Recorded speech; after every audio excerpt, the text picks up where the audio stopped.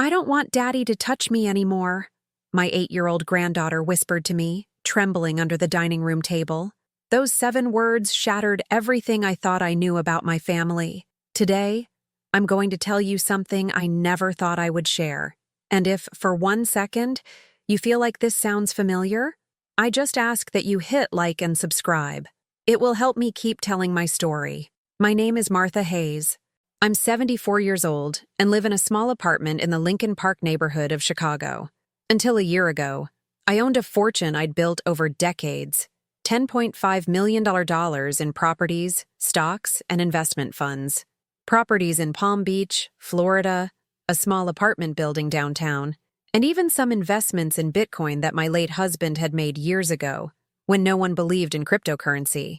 But the money, no matter how much, never bought me the one thing I truly wanted: my children's respect. It was a Tuesday afternoon, one of those gray November days in Chicago where the rain seems to whisper secrets against the window panes. I was in the kitchen of my house in Highland Park, the 3-story house I'd bought with the first dividends from my investments, preparing a snack for Lily, my granddaughter. The aroma of hot chocolate filled the kitchen as I sliced some homemade cookies I'd baked that morning.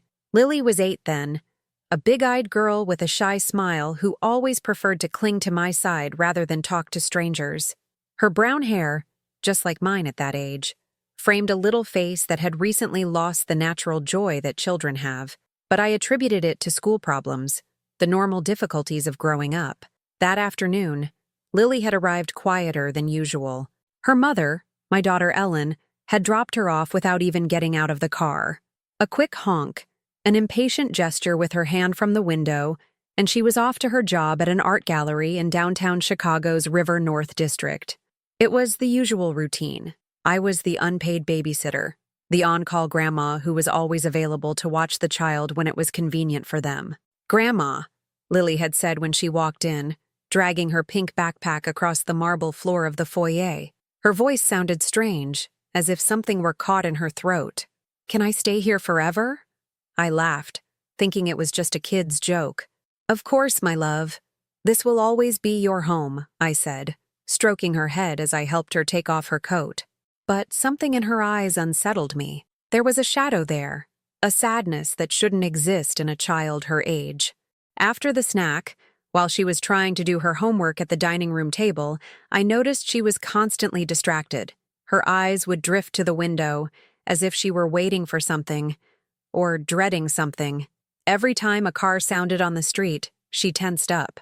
Every time her cell phone, yes, an 8-year-old with a cell phone, courtesy of parents who believed technology could replace attention, vibrated with a message, her small hands trembled. "Are you okay, sweetie?" I asked, sitting next to her on one of the oak chairs I'd inherited from my mother. The dining room smelled of furniture wax and the fresh flowers I changed every week, a small luxury I allowed myself after years of building my wealth dollar by dollar. Lily nodded quickly, too quickly, and went back to focusing on her sums and subtractions. But I had raised 3 children.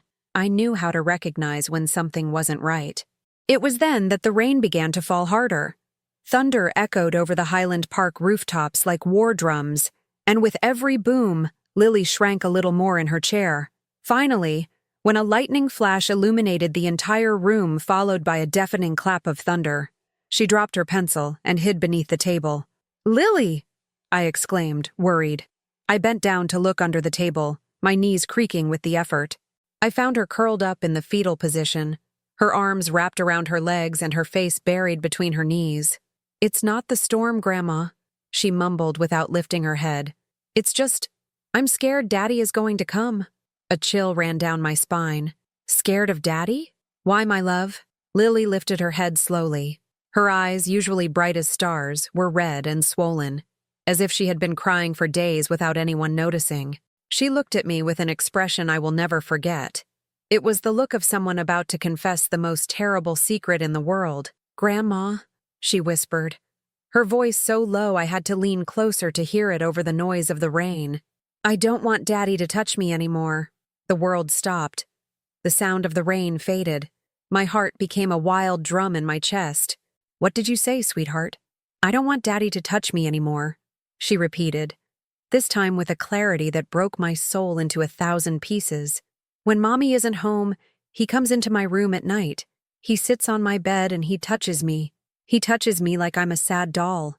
And he tells me it's our secret, that if I tell anyone, Mommy will get very sad and they'll take me away from home. The words fell on me like stones. Every syllable was a hammer hitting my chest, my stomach, my soul. For a moment, I couldn't breathe. The air had become dense, unbreathable, as if all the oxygen had disappeared from the room. "Since when?" I managed to ask, my voice sounding strange even to myself. "Since I started 2nd grade," Lily replied, wiping her tears with the back of her hand. At first, I thought it was normal, that all daddies did that. But then, at school, when the teacher talked about private body parts, I realized it wasn't right. 8 years old, my granddaughter had been suffering through this for almost a full year, and no one, not her mother, not her teachers, not me, had realized. How could I have been so blind? How could I have failed her like that? "Did you tell Mommy?" I asked, although I already knew the answer from the look of terror that crossed her face. "I tried to tell her once," she whispered. "But when I started talking, Daddy looked at me with those eyes he gets when he's mad, and Mommy said not to bother her with nonsense, that she was busy with her work." Ellen, my daughter Ellen, who had fought so hard to get that gallery position, who was always too busy with her exhibitions and her millionaire clients to pay real attention to her own daughter.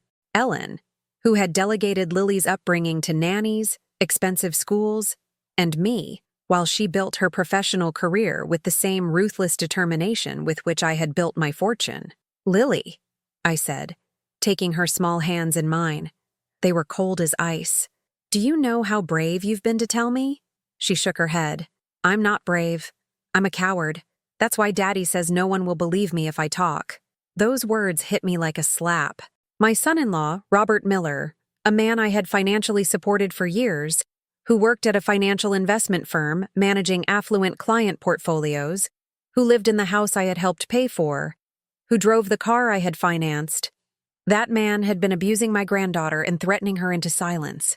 At that moment, under the dining room table of my Highland Park home, while the rain continued to beat against the windows and my granddaughter trembled in my arms, I made the most important decision of my life. I was going to protect her, no matter the cost.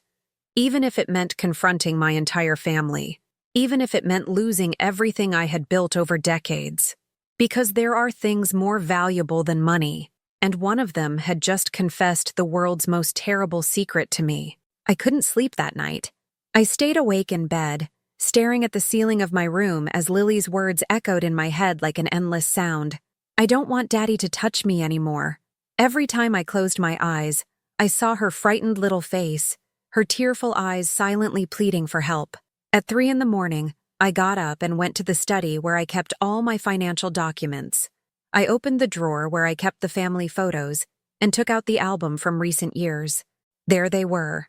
Robert carrying Lily on the Palm Beach during last year's vacation, him smiling at the camera while she looked tense in his arms. Robert at Lily's birthday party, his hand on her shoulder in a way that now, with this new information, seemed possessive, menacing. How could I have been so blind? The signs had been there all along. The way Lily stiffened when he hugged her, how she always tried to sit far away from him at family dinners. The time I found her crying in the bathroom after he helped her with her homework at my house, and when I asked what was wrong, she just told me she had a stomach ache. Robert Miller, a 42-year-old man who worked as a financial advisor at a prestigious firm in downtown Chicago.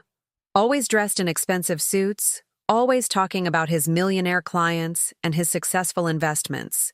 A man who had won over my daughter Ellen with his apparent financial stability and promises of a prosperous future. I remembered the day Ellen introduced him to me, 10 years ago. I had just sold one of my properties downtown for $2.5 million, and I was considering diversifying my portfolio into investment funds. Robert offered to help me. He talked to me about returns and dividends, about how he could make my money grow. "Mrs. Hayes," he had said with that smile that now made my stomach turn, "with your starting capital, we could create an asset portfolio that ensures a splendid future for you and for the next generations." I trusted him. not just with my money, but with the most precious thing I had, my family. For years, Robert had managed part of my investments. He had been the one who convinced me to buy Bitcoin when they were still only worth a few dollars each. "It's the future," he would say. "Cryptocurrency is going to revolutionize the financial world." He was right, of course. My Bitcoin was now worth hundreds of thousands of dollars. But every dollar earned felt dirty, stained by the betrayal of the man who had helped me get it. I also remembered all the times they had come to the house needing financial help. When they bought the apartment and were short on the down payment, I put up $250 AUD WIT, HOUTHESITATION. WHENELLENWANTEDTOOPENHERARTGALLERY IFINANCEDMOSTOFTHEBUSINESS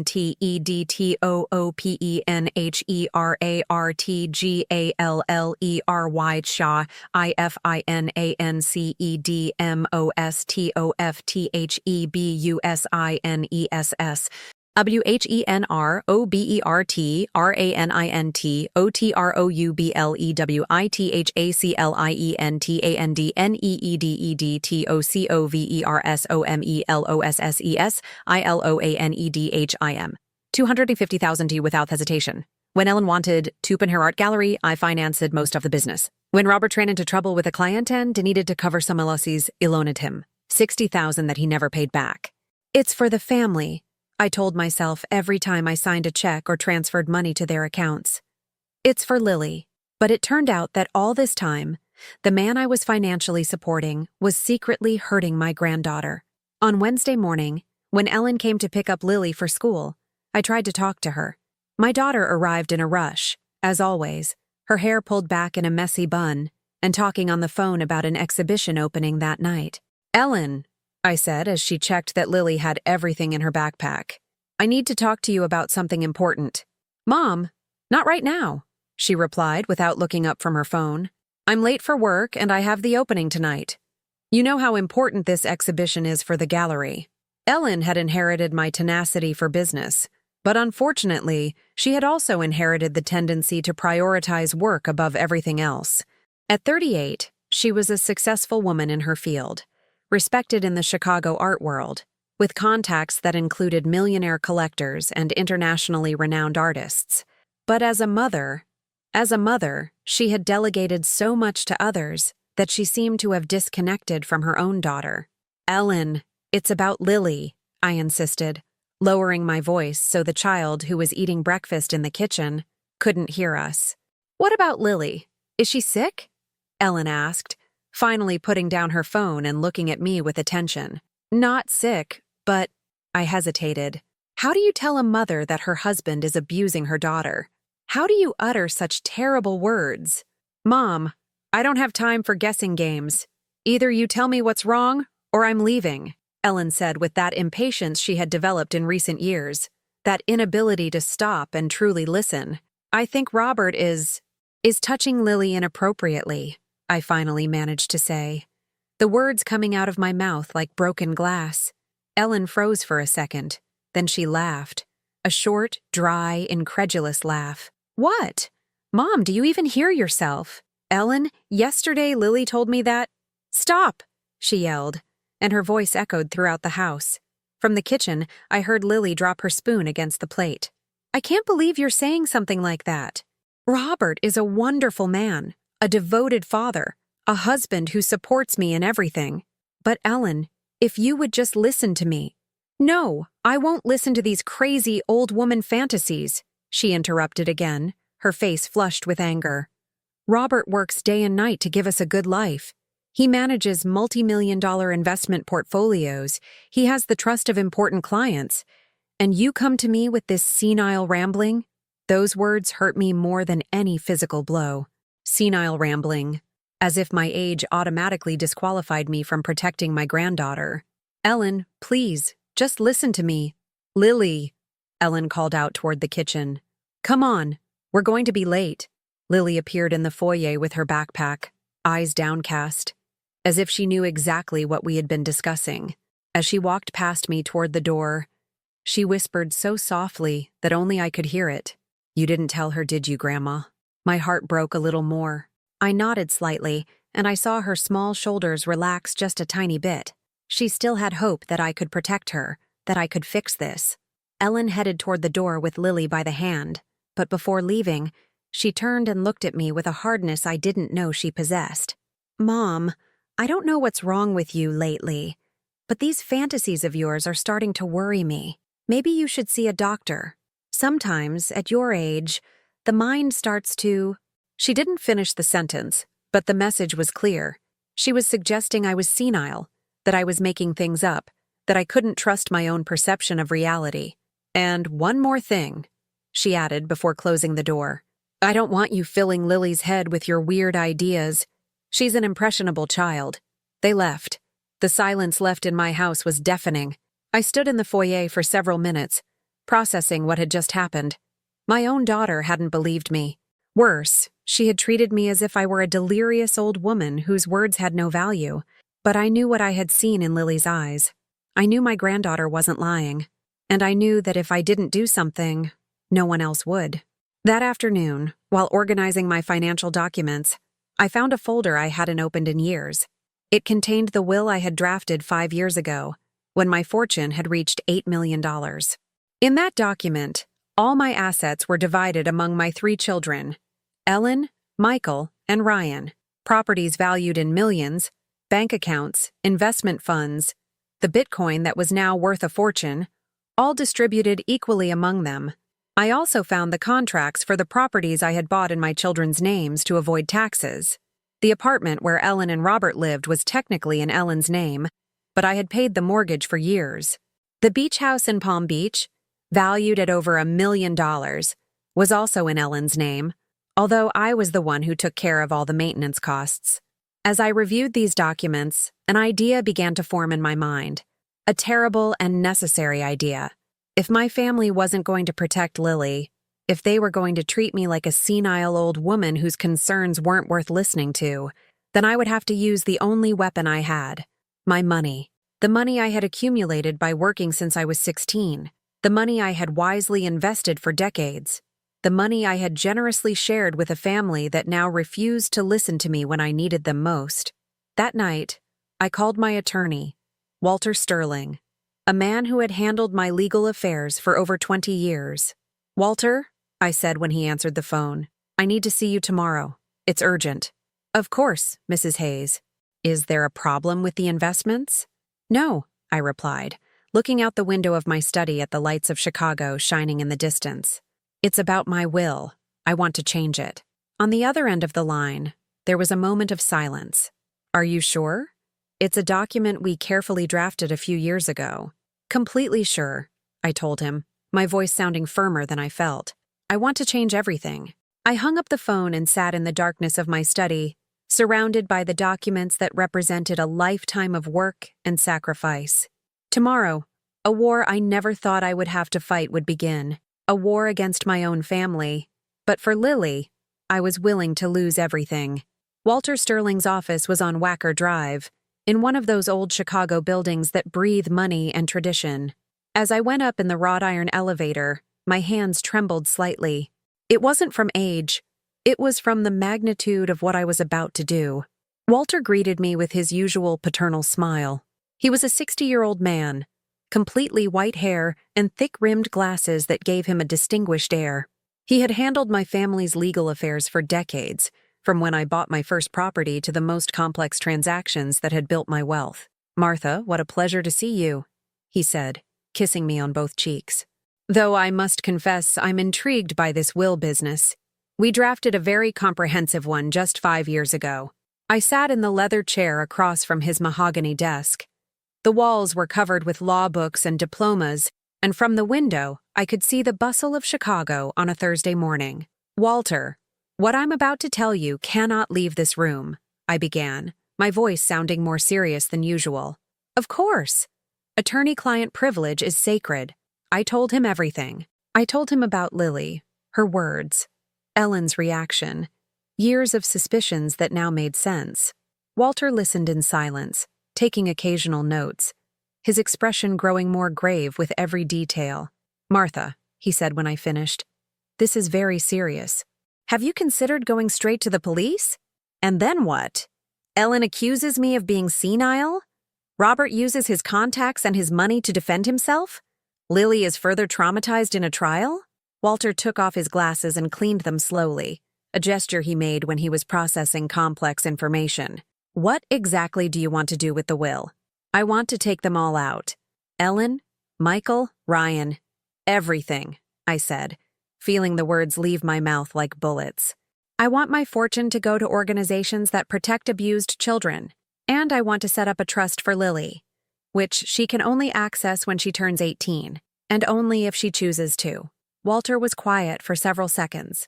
Martha, we're talking about over $10 million. Properties, investments, Bitcoin. It's practically your entire fortune. I know perfectly well. Your children will challenge this. They will claim you are not in full mental capacity. Let them try, I replied, feeling a strength I didn't know I possessed. I'm 74, not 94. I'm lucid. I have all my medical documents up to date, and I've successfully managed a fortune for decades. No judge is going to declare me incompetent. Walter nodded slowly. We'll also have to change the documents for the properties that are in Ellen's name. Technically, they're hers, but I paid for everything. I have all the receipts, all the bank transfers. Those properties revert to my estate before being distributed according to the new will. For the next 2 hours, we worked on the details. Walter drafted the new will with the precision of someone accustomed to handling large fortunes. Every property, every bank account, every investment, everything was excluded from the traditional family inheritance. There's one more thing, I said as we were finishing. I want this will to include a letter, an explanation of why I made this decision. Martha, are you sure? Those letters can be painful for the family. This family has already caused me enough pain. That afternoon, back home, I sat down to write the letter that would accompany my will. Every word was a knife, but I needed to write it. To my children, Ellen, Michael, and Ryan, if you are reading this, it is because I have passed away and you have discovered that you will not inherit what you expected. I want you to know why. On November 15th, your niece Lily confessed to me that Robert had been touching her inappropriately for months. When I tried to talk to Ellen about it, she treated me like a senile old woman and refused to listen. I dedicated my life to building a fortune for you. I sacrificed vacations, personal luxuries, even my own happiness, to ensure you had a prosperous future. I paid mortgages, I financed businesses, I loaned money that was never repaid. But when I needed you to listen to me, when an 8-year-old girl needed protection, you chose to defend the abuser instead of believing the victim. My money will not buy your silence regarding child abuse. If you cannot protect the most vulnerable in the family, you do not deserve to benefit from the fortune I worked so hard to build.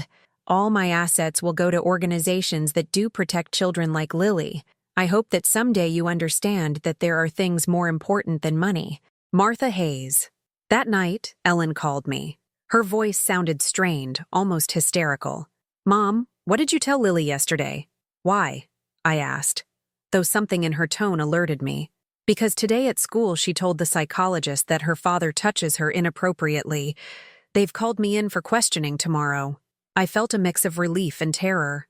Lily had found the courage to talk to someone else. Ellen, don't you think that— No, she yelled into the phone. You put those ideas in her head. Robert is devastated. He says he's going to sue the school for defamation. What if it were true? I asked. What if your daughter is asking you for help and you're not listening?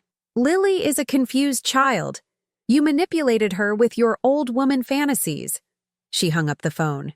I sat in my living room, staring at the motionless phone, feeling my family isolation complete. The next day, social services knocked on my door. 2 young women, professional but kind, wanted to talk to me about my granddaughter. Mrs. Hayes, we're from the Child Protective Services Department. Lily Miller told us that you were the first person she confided in about being sexually abused by her father. That's correct, I confirmed, inviting them in. Could you tell us exactly what she told you? For an hour, I repeated every detail of that afternoon under the dining room table. The social workers took meticulous notes, asked specific questions, and evaluated my credibility as a witness. Mrs. Hayes, one of them said before leaving, I want you to know that Lily is going to be interviewed by specialists in child abuse. If what she says is confirmed, there will be serious legal consequences. Will she be protected? We will do everything we can to ensure her safety. That same afternoon, Ellen showed up at my house unannounced.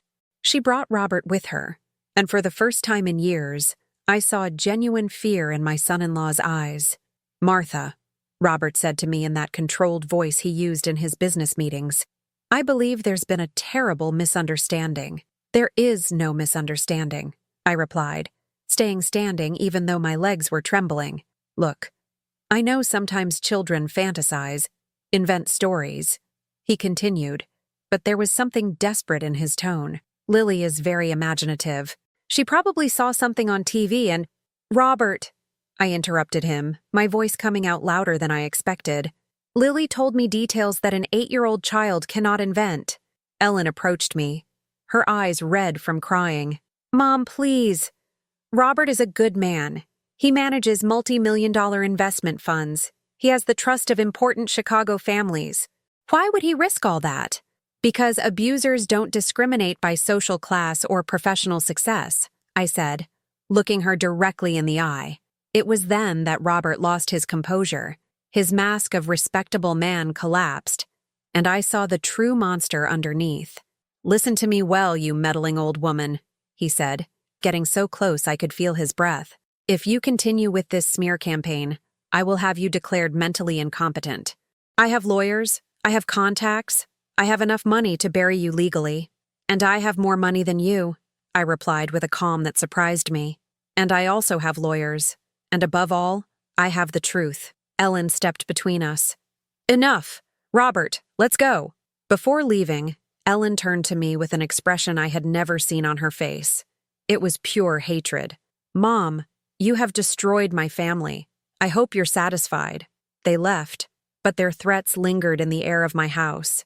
That night, as I reviewed my new will one more time, the phone rang. It was a number I didn't recognize. "Mrs. Martha Hayes?" "Yes. This is Dr. Sandra Lewis, a forensic psychologist specializing in child abuse. I interviewed your granddaughter Lily this afternoon." My heart stopped. "And? Mrs. Hayes? I want you to know that Lily is a very brave girl. Her testimony is consistent, detailed, and credible. Tomorrow morning, a restraining order will be issued against Robert Miller, and a formal criminal investigation will be opened." I hung up the phone, and for the first time in weeks, I cried. But not from sadness. I cried from relief, from justice, from knowing that someone had finally listened to my granddaughter. The next day, Ellen called me, screaming so loudly that I had to hold the phone away from my ear. "They arrested him! They arrested Robert at his office in front of all his clients. His career is ruined, and it's all your fault." "No," I said calmly. "It's all his fault. You're going to regret this, Mom. I swear you're going to regret this." And she hung up. But I was no longer afraid. The money I had accumulated throughout my life was finally going to serve a truly important purpose: protecting an innocent child and proving that justice exists, even if it sometimes takes a long time to arrive. Over the next 2 weeks, my house became a besieged fortress. Ellen didn't speak to me again, but her brothers Michael and Ryan showed up like vultures circling the carrion. They had heard rumors about Robert's arrest, about social services, about family problems that could affect their future inheritance. Michael arrived on a Tuesday afternoon with his wife Christine and their 2 teenage children. He was my middle son, a 45-year-old engineer who worked for a construction company in Dallas, Texas. He had always been the most calculating of my children, the one who turned every family visit into a networking or business opportunity. "Mom?" he said while Christine poured coffee in my kitchen without asking permission, as if she already owned the house. "We're worried about you." "Worried about me or your inheritance?" I asked directly. Michael shifted uncomfortably in his chair. "Ellen told us what's happening. She says you're confused. Ellen says a lot of things lately. Mom, you have to understand that accusing Robert of that is very serious," Christine intervened, with that honeyed voice she used when she wanted something. "Robert handles very important investment portfolios. His reputation is fundamental to his work. And is Lily's safety not important?" "Of course it is," Michael said quickly. but we have to be sure something actually happened and it's not a child's imagination or external influences. The implicit accusation was clear. They also believed I had manipulated Lily. Look, Mom, Michael continued, pulling some papers from his briefcase. I've been doing some research. There are very nice facilities here in Illinois, places where you can have specialized care, where you won't have to worry about these complicated things. Are you suggesting I go to a nursing home? It's not a nursing home, Mom. They're luxury retirement communities. Look at this brochure, he said, handing me a glossy catalog. Pool, gardens, scheduled activities. And we would take care of managing your assets so you don't have to deal with the financial stress. There it was. The real reason for their visit. They wanted me to sign a power of attorney that would give them control over my fortune. Michael, I said, handing back the brochure unopened. I'm 74, not 94. I am perfectly capable of making my own decisions. But Mom, this situation with Robert, the police, social services, it's affecting your judgment, Christine insisted. You need professional help. That night, after they left empty-handed and long-faced, I received a call from Ryan, my youngest son. Ryan lived in Austin, Texas, where he had a digital marketing company that I had financed, of course, with a $350,000 loan I had given him 5 years ago. Mom, Michael told me what happened today, Ryan said in that worried voice he had perfected since adolescence. I don't think you understand how serious this is. How serious it is to protect my granddaughter. How serious it is to falsely accuse someone of sexual abuse, he corrected me. Mom, Robert is innocent until proven guilty. And meanwhile, Ellen is suffering. The kids are confused, and the whole family is destroyed. The family destroyed itself when they chose not to listen to an 8-year-old girl. Lily is confused. She's a child, Ryan yelled, losing his patience. What if she's making everything up because she saw something on TV? What if someone put those ideas in her head? The someone was clear.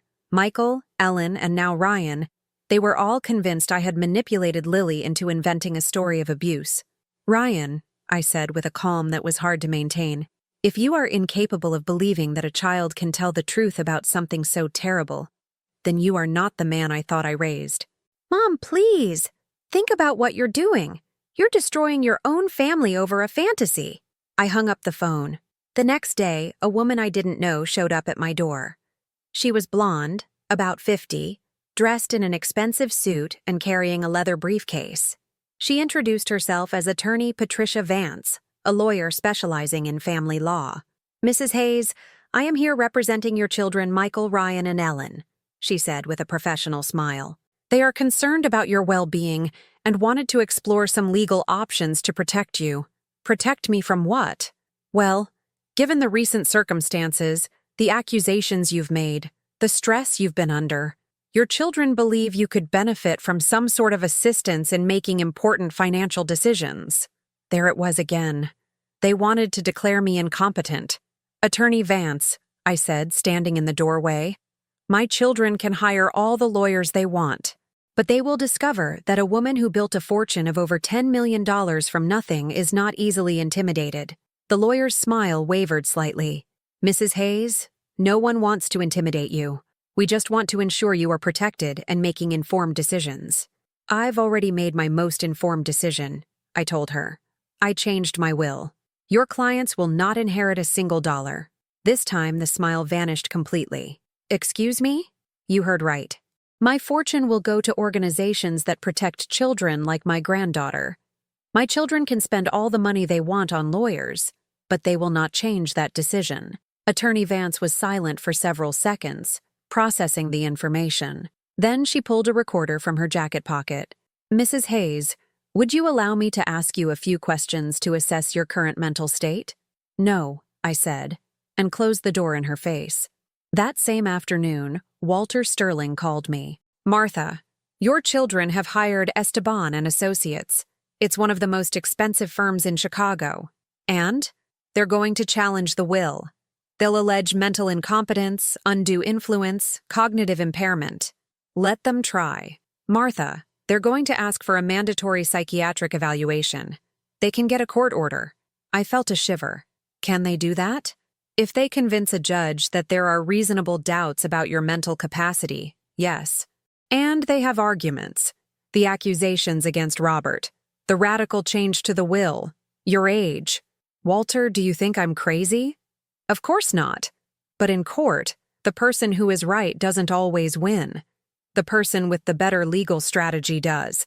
I couldn't sleep that night. I stayed awake thinking about what it would mean to be declared incompetent. Not only would I lose control of my money, I would also lose any credibility as a witness in the case against Robert. And most importantly, I could lose any chance of protecting Lily. At 3 in the morning, I made a decision. If my children wanted war, they'd get it. But I also knew how to play dirty. The next day, I hired the firm Shaw & Partners, the most aggressive trial lawyers in Chicago for family law cases.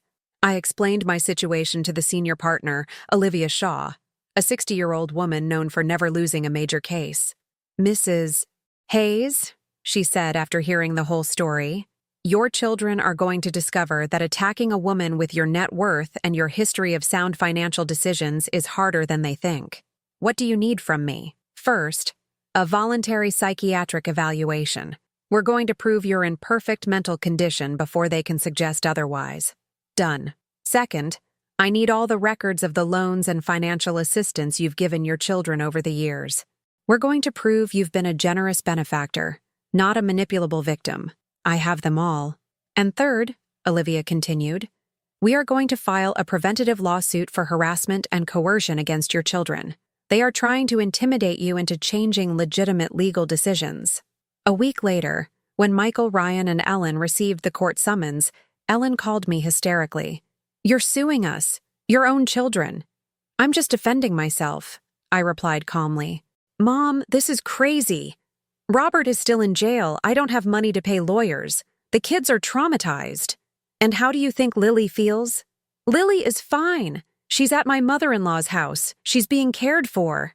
Lily is not fine. Lily was sexually abused by her father, and no one in her family wanted to believe her except me. Ellen was silent for several seconds.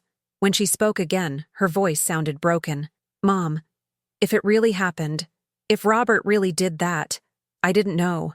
I swear I didn't know. For the first time in weeks, I heard something close to doubt in my daughter's voice. A small crack of possibility that she was finally beginning to question her husband's version. Ellen, I said softly, you can still choose the right side of this story. I don't know what to think, she whispered. I don't know who to believe. Believe your daughter, I told her. For once in your life, believe your daughter. Ellen hung up without answering, but something had changed in her voice. For the first time, I had heard real fear. Not fear of losing money or social status. Fear of having been wrong from the start. The voluntary psychiatric evaluation I had requested was conducted in the office of Dr. Alan Peterson, one of the most respected forensic psychiatrists in Chicago. For 3 hours, the doctor subjected me to tests of memory, logical reasoning, temporal orientation, and judgment. We solved complex mathematical problems, analyzed hypothetical scenarios, and reviewed my history of financial decisions. Mrs. Hayes, he said at the end of the session, your results are perfect. In fact, your financial analysis capability is above average for any age. You have demonstrated exemplary management of a considerable fortune for decades. A week later, I received the official report. The patient presents full mental faculties, intact judgment, excellent memory, and superior financial acumen. There is no evidence of cognitive impairment or pathological suggestibility. With that document in hand, I headed to the courthouse where my children had filed their incompetence lawsuit. Olivia Shaw, my lawyer, had arranged a preliminary hearing to present the evidence of my mental competency. The courthouse was the Richard J.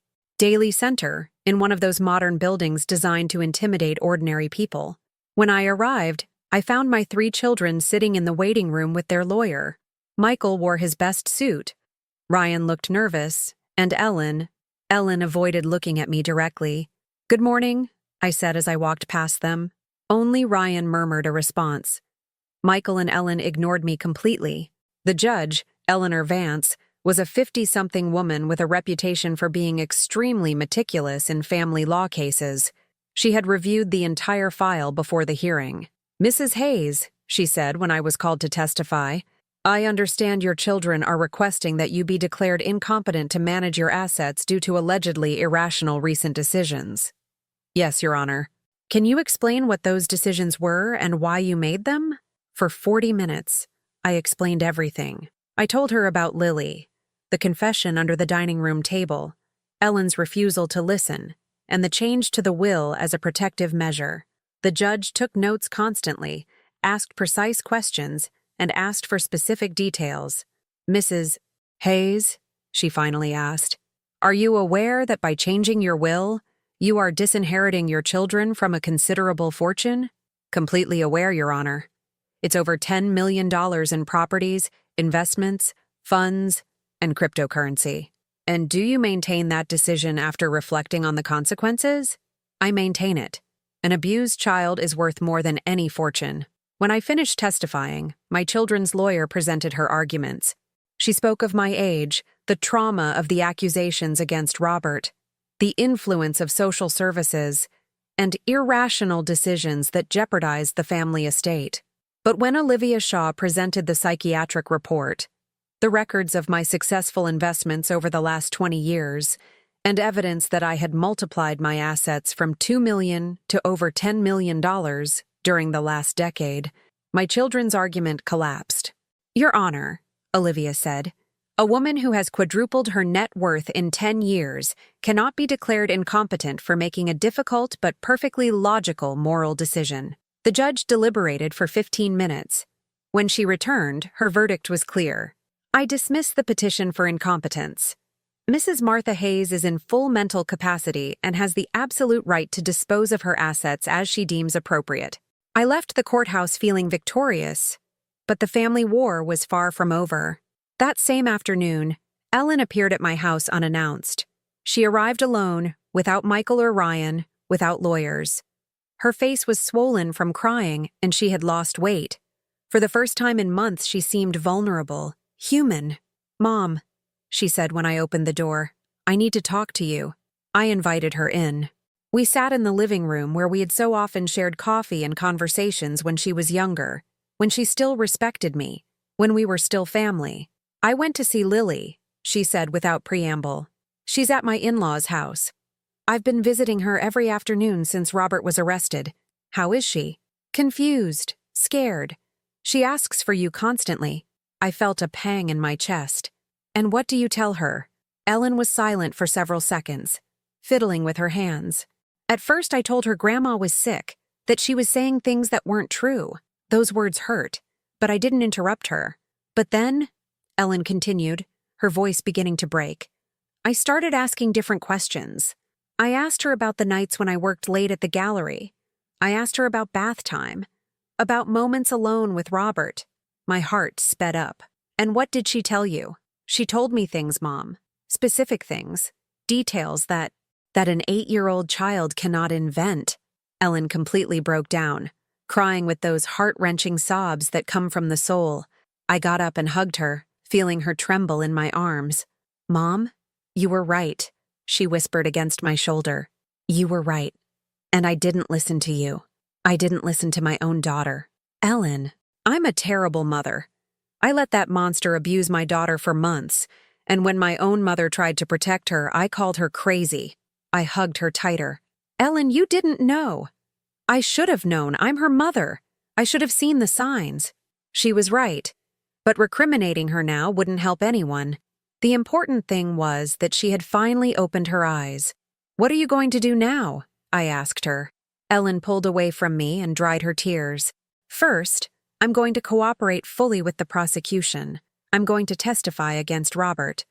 I'm going to make sure he pays for what he did to Lily. And then I'm going to file for divorce. I'm going to get full custody of Lily, and I'm going to spend the rest of my life trying to compensate for the damage I did to her." Over the next few hours, Ellen told me everything she had discovered. Robert had been manipulating her for years, isolating her from me, convincing her that I was a meddling woman who wanted to control their lives. He had convinced her that my money came with strings attached, that my financial help was a form of emotional blackmail. He told me you were a resentful woman because Dad had died and you were left alone, Ellen explained.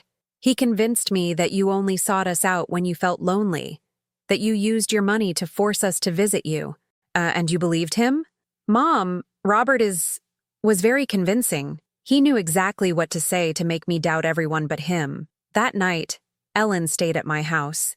She slept in her old room, the one I had kept untouched since she moved in with Robert 10 years ago. For the first time in months, I didn't feel completely alone. The next morning, the phone rang very early. It was Olivia Shaw. Martha, I have news. Robert wants to plead guilty. What does that mean? It means he's willing to confess to the abuse in exchange for a reduced sentence. His lawyer says he's willing to accept 5 years in prison without a trial. I handed the phone to Ellen, who was having breakfast with me. I watched her pale as she listened to the legal details. 5 years? She asked when she hung up. Only 5 years for what he did to Lily? It's better than nothing, I said. And it means Lily won't have to testify in a public trial. But 5 years. Ellen, the justice system isn't perfect. But the important thing is that Robert will have a criminal record. He will never be able to approach children unsupervised again. That afternoon, Michael and Ryan showed up at my house again, but this time they came with a different attitude. They had found out that Ellen had switched sides, that she was going to testify against Robert, that she no longer supported them in the battle for my inheritance. Mom, Michael said, sitting on my sofa as if he owned the house, I think it's time for us to talk like adults. I'm listening.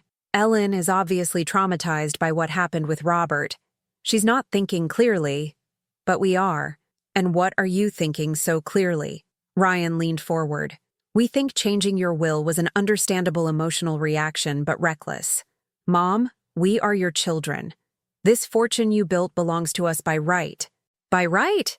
I repeated, feeling the rage begin to boil in my chest. By blood right, Michael confirmed. You worked your whole life to leave us something. Are you going to throw all that away over a situation that doesn't even directly affect you? A situation that doesn't affect me? We're talking about my granddaughter. We're talking about $10 million, Ryan corrected me. Millions that could secure the future of your grandchildren, that could finance their college education, that could buy houses and start businesses and generate more wealth for the next generations. I got up from the sofa. Get out. Mom, get out of my house, I yelled with a strength I didn't know I had. I don't want to see either of you again until you understand that there are things more important than money. They left, but before going out, Michael turned to me with an expression that chilled my blood. This isn't over, Mom. Ellen may have gone crazy, but we're not giving up what's rightfully ours. When they left, Ellen, who had heard the entire conversation from the kitchen, approached me. Mom, are you really going to leave me out of the inheritance? I looked her in the eye.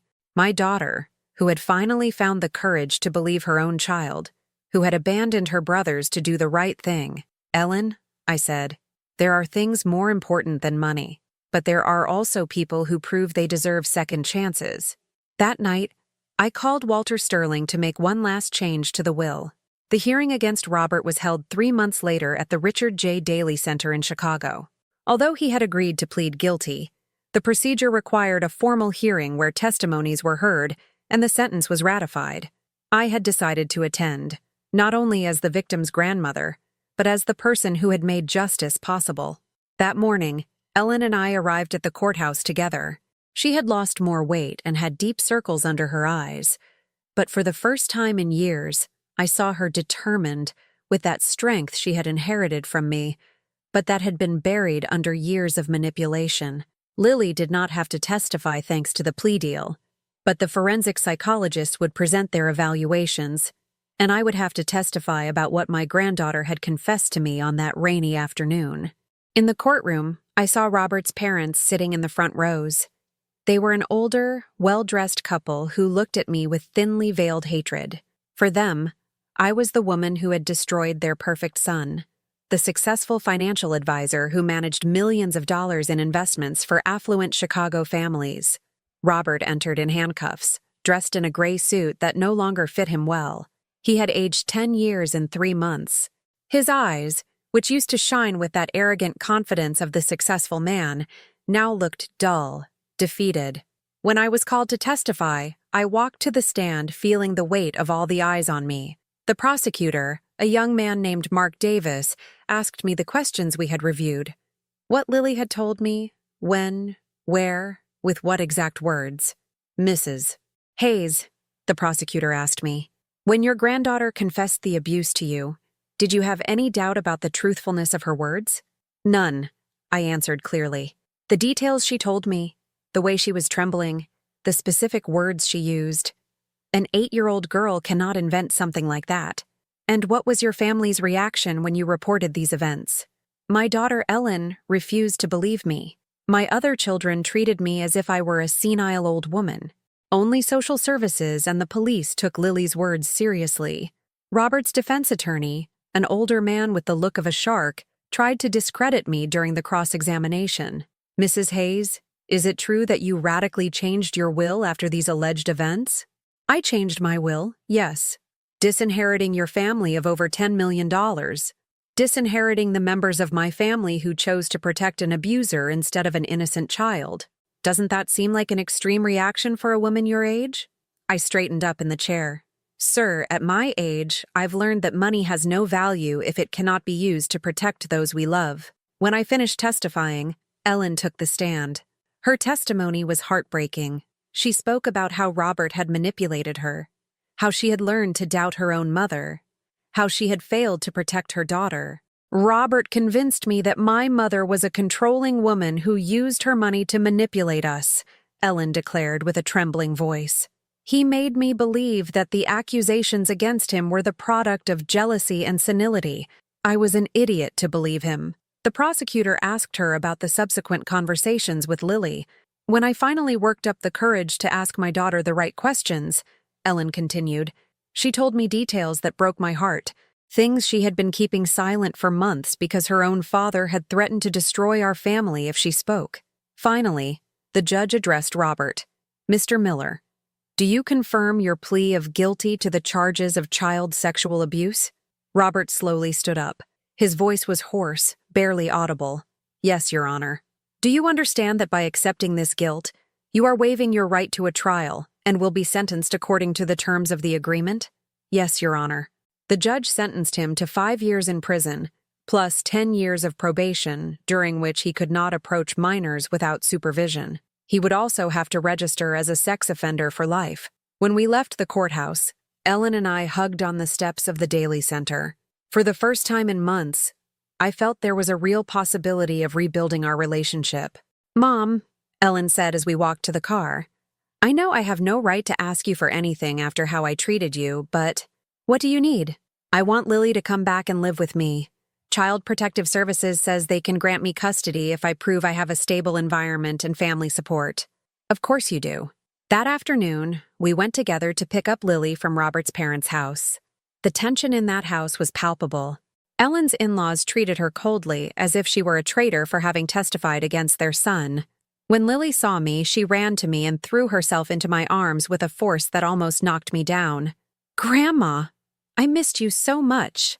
I hugged her, feeling her small body tremble against mine.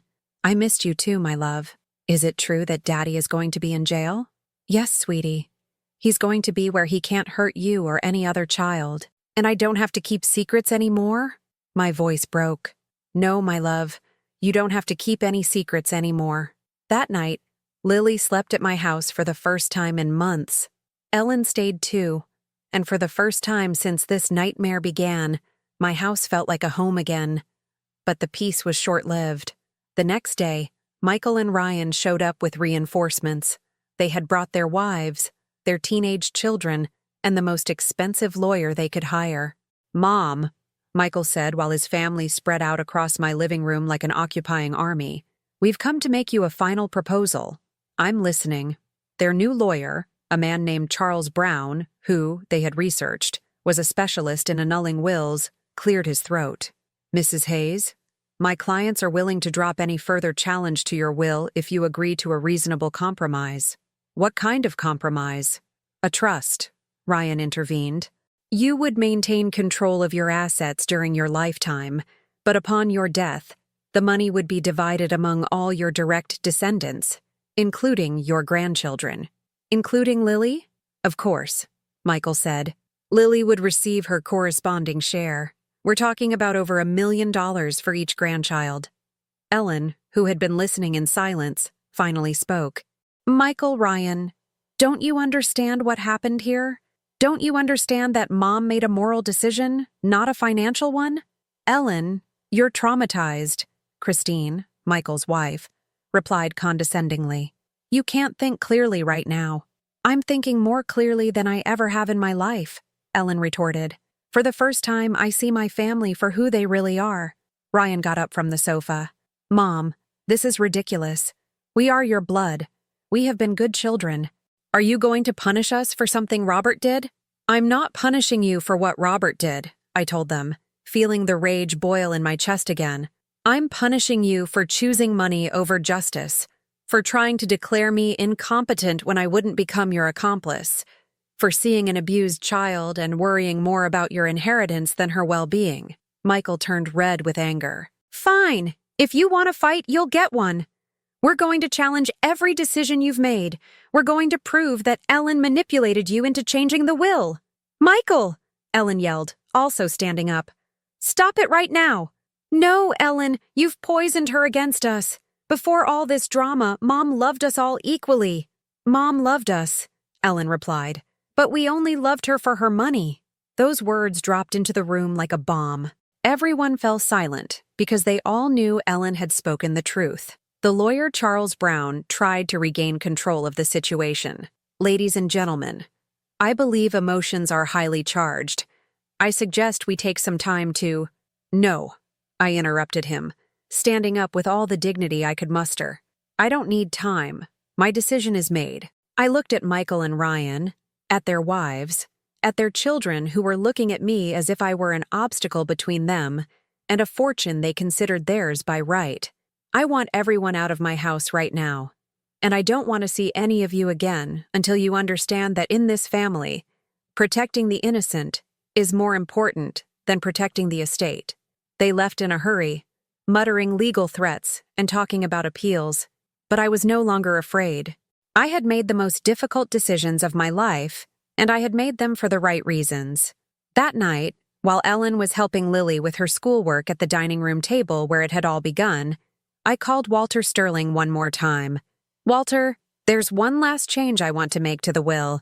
Are you sure, Martha? We've made a lot of changes already. Completely sure. Ellen has shown that she deserves a second chance. I want half of my fortune to go to the child protection organizations, as we had agreed. But the other half, I want it to go to Ellen and Lily. What about Michael and Ryan? I looked toward the dining room, where my daughter was helping my granddaughter with math, where something resembling a normal family had finally been rebuilt. Michael and Ryan have made their choice, I told him. Now they will have to live with the consequences. 6 months after the hearing, my life had found a rhythm I hadn't known for years. Ellen had moved to an apartment near my house in Highland Park, a small but bright place where Lily had her own room decorated with butterfly drawings she had made in therapy. My granddaughter attended weekly sessions with a child psychologist specializing in trauma, and although she still had occasional nightmares, her smile had returned. The morning of May 15th, exactly 6 months after that confession under the dining room table, Ellen and I were having breakfast in my kitchen when the doorbell rang. It was an older man, elegantly dressed, who introduced himself as a court-appointed process server. Mrs. Hayes, I'm here to deliver this summons, he said, handing me an official envelope. Your sons Michael and Ryan have filed an appeal against the court's judgment that dismissed their incompetence petition. Ellen paled. Can they do that? They can try, I said, opening the envelope, but they won't succeed. The document was thick, full of legal jargon, but the message was clear. My sons had hired an even more expensive law firm, specializing in probate litigation, and were arguing that the previous court had not adequately considered my altered emotional state at the time of changing the will. Mom, Ellen said, reading over my shoulder, this says they're going to request a new psychiatric evaluation. They say the trauma of discovering Lily's abuse may have affected your judgment. I laughed, but not with joy. It was a bitter, tired laugh. You know what, Ellen? Let them come. I'm no longer afraid of my own children. That afternoon, Olivia Shaw came to my house to review the new lawsuit. She sat on my sofa, surrounded by papers, with that concentrated expression she got when analyzing complex cases. Martha, I'm not going to lie to you. They've brought heavy artillery this time. The firm Anderson & Co. has a reputation for winning impossible cases. What arguments are they presenting? Mainly 3, Olivia explained, consulting her notes. First, that the emotional shock of discovering the abuse may have temporarily affected your judgment. Second, that Ellen exerted undue influence over you to change the will in her favor. And third, that leaving a fortune of $10 million to charitable organizations instead of direct family constitutes an irrational decision that suggests mental deterioration. And what are our chances? Good, but not excellent. They are going to bring in forensic psychiatrists who will testify about the impact of trauma on older individuals.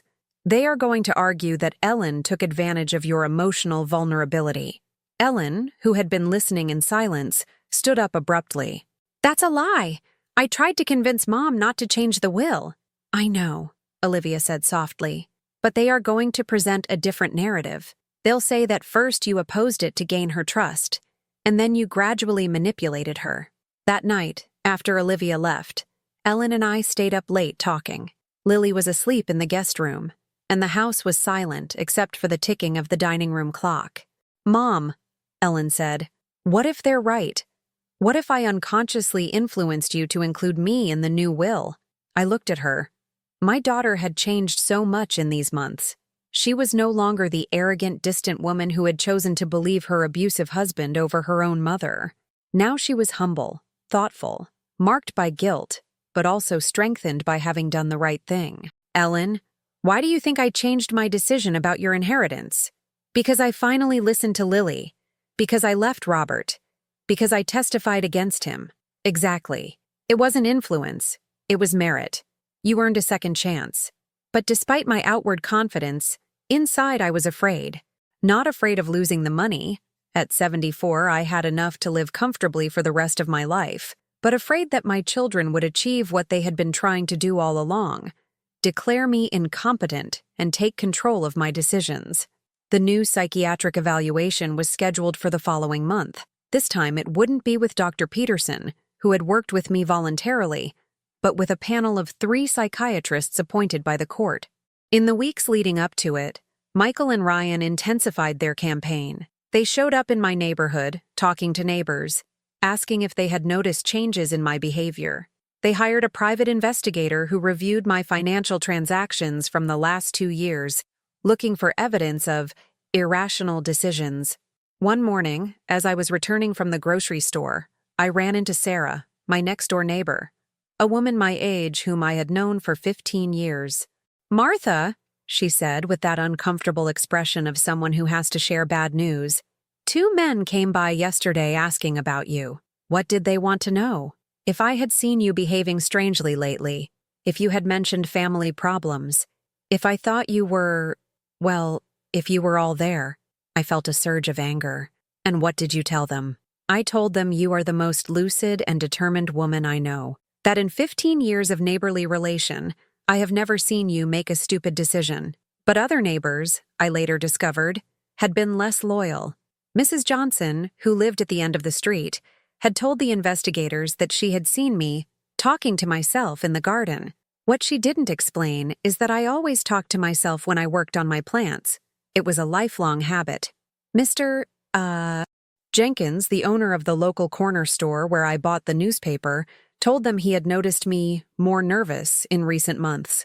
Of course, I was nervous. I was fighting a legal battle against my own children to protect my abused granddaughter. The psychiatric evaluation took place at the University of Chicago Medical Center, in a cold, sterile room that smelled of disinfectant. The 3 psychiatrists, 2 men and 1 woman, subjected me to 5 hours of exhaustive tests. They made me solve complex math problems, memorize lists of words, interpret proverbs, and analyze hypothetical scenarios. They asked me about my personal history, my family relationships, and my financial decisions.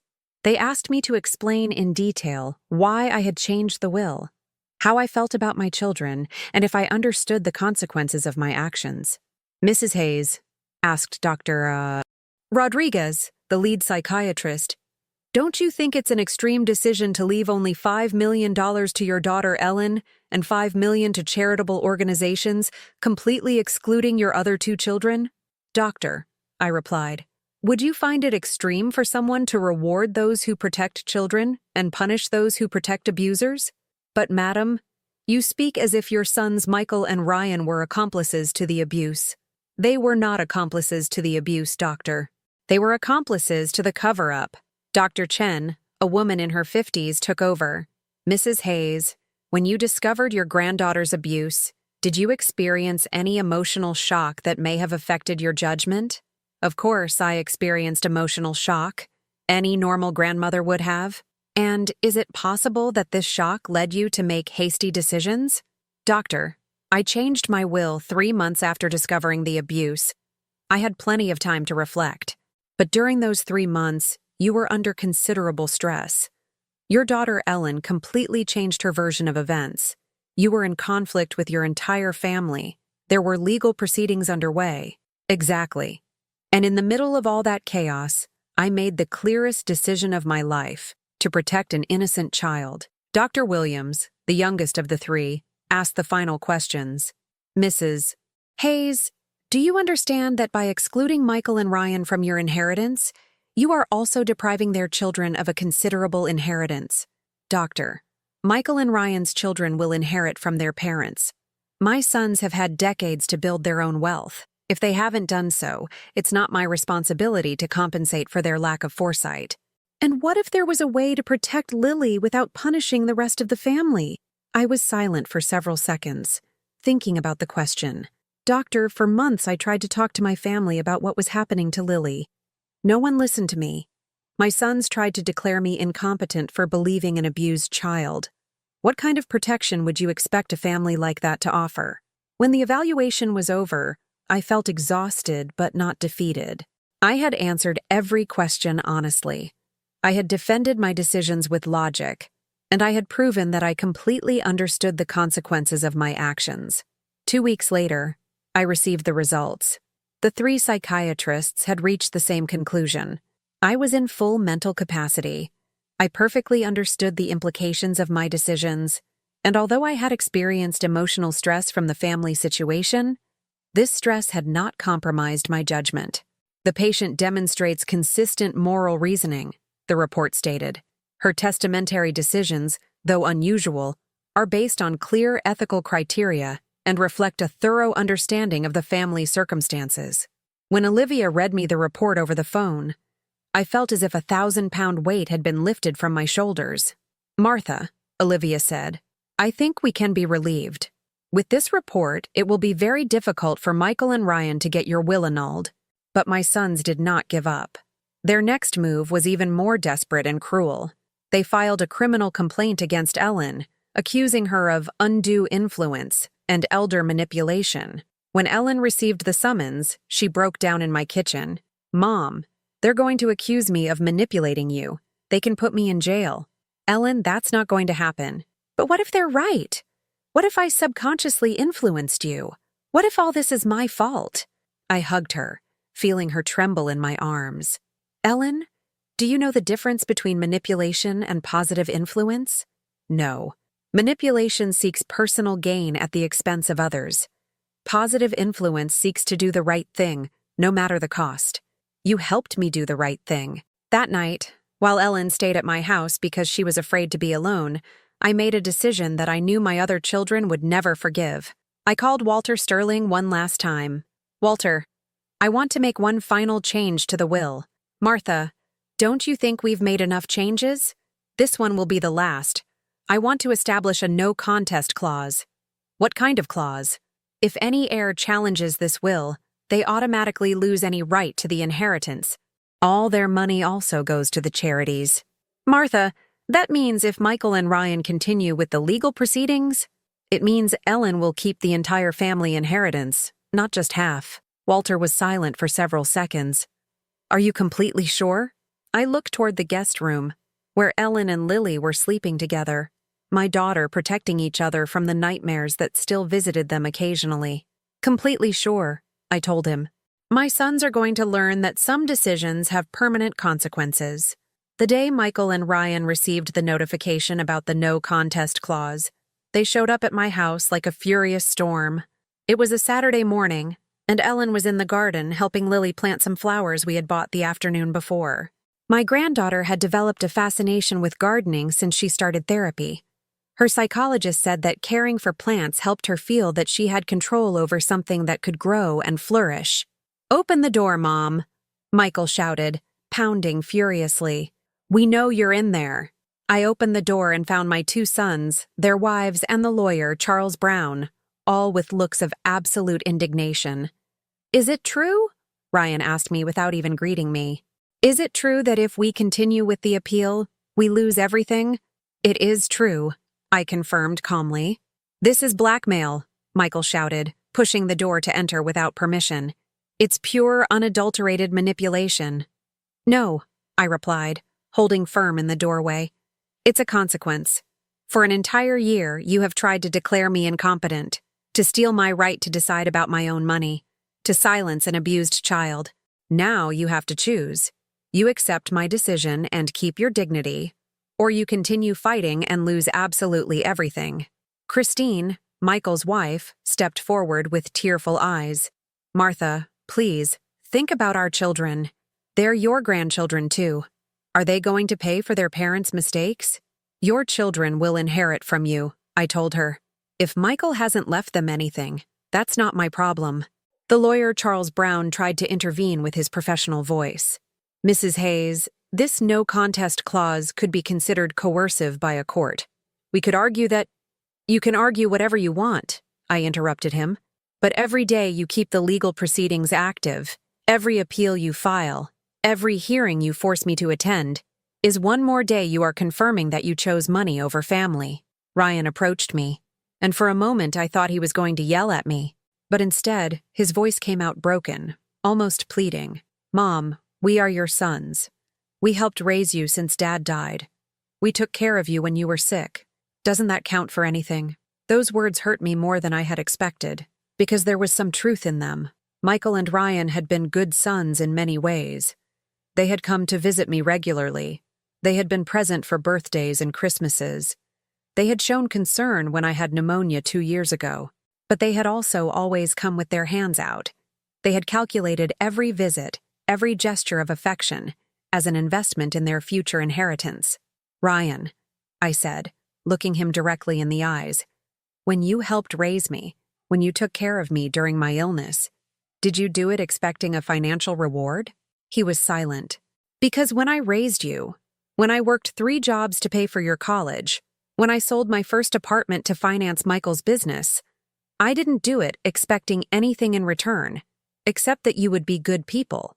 "And we are," Michael protested. "We are good fathers, good workers, good citizens."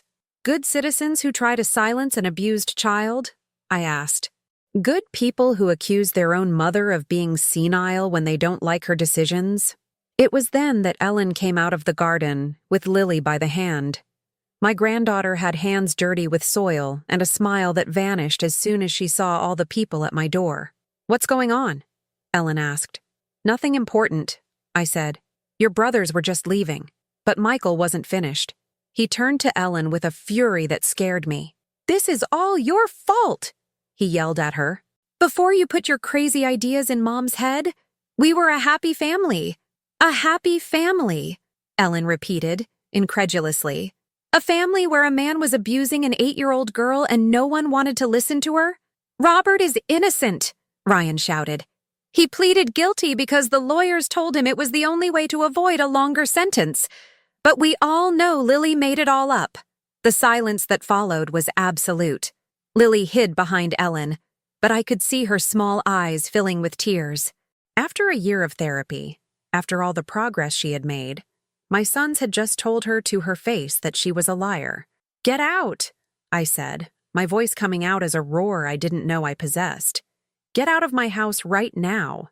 "Mom," Michael began. "Get out!" I yelled with a force that made everyone take a step back. "And don't ever come back." They left, but before getting into their cars, Ryan turned to me one last time. "Mom, you're going to regret this. When you're alone in a nursing home and you need help, don't come looking for us." "Ryan," I said, "I'm already alone. I've been alone since the moment you chose money over family." That night, after Ellen put Lily to sleep, we sat on my patio with a glass of red wine. It was a warm June night, and the flowers we had planted that morning seemed to glow under the moonlight. "Do you think I did the right thing?" I asked Ellen. "Mom, you did the only thing you could do. You gave them an entire year to choose the right side. They chose money. But they are my sons. And Lily is your granddaughter. And I am your daughter too. And we chose justice." 2 months later, Michael and Ryan officially withdrew all legal appeals.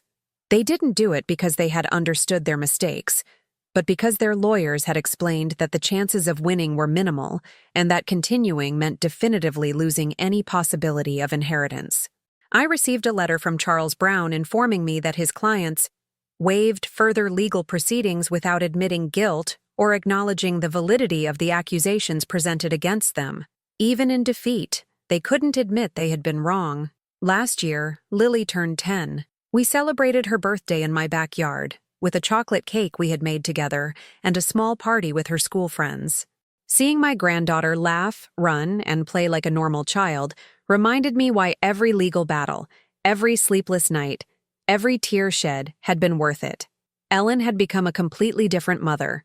She had sold the art gallery to dedicate herself entirely to Lily, and now she worked as a coordinator at an organization that helped families in crisis. Her salary was much lower than before, but for the first time in years, she seemed genuinely happy. "You know what?" Ellen said to me one afternoon as we watched Lily paint in the garden. "I think Robert did me a favor in the end." "How can you say that?" "Because he forced me to choose between comfort and truth, and I chose the truth. He made me discover who I really was and who I wanted to be." In December of last year, I received a Christmas card from Michael. There was no personal message, just his signature and his family's. It was his way of keeping the door open without admitting he had been wrong. Ryan has never contacted me again. I don't miss them as much as I thought I would. For years, I believed I needed my children to be happy, but I discovered that what I really needed was to respect myself, protect those who deserved protection, and use my money for something that truly mattered. Last week, Lily helped me write checks for the charitable organizations that are going to inherit half of my fortune. When the time comes, $5 million will go to foundations that protect abused children across the United States. The other $5 million will go to Ellen and Lily to ensure my granddaughter has every opportunity she deserves. "Grandma," Lily asked me as we sealed the envelopes, "why don't Uncle Michael and Uncle Ryan ever come to visit us?" "Because sometimes, my love, people have to choose between doing the right thing and doing the easy thing. And they chose the easy thing. And us? We chose the right thing. Now, when I wake up every morning in my house in Highland Park, I don't feel the weight of the loneliness that accompanied me for so many years. I feel the freedom of having made the most difficult decisions of my life for the right reasons. I've learned that money is power, but power is only valuable if it's used to protect those who cannot protect themselves.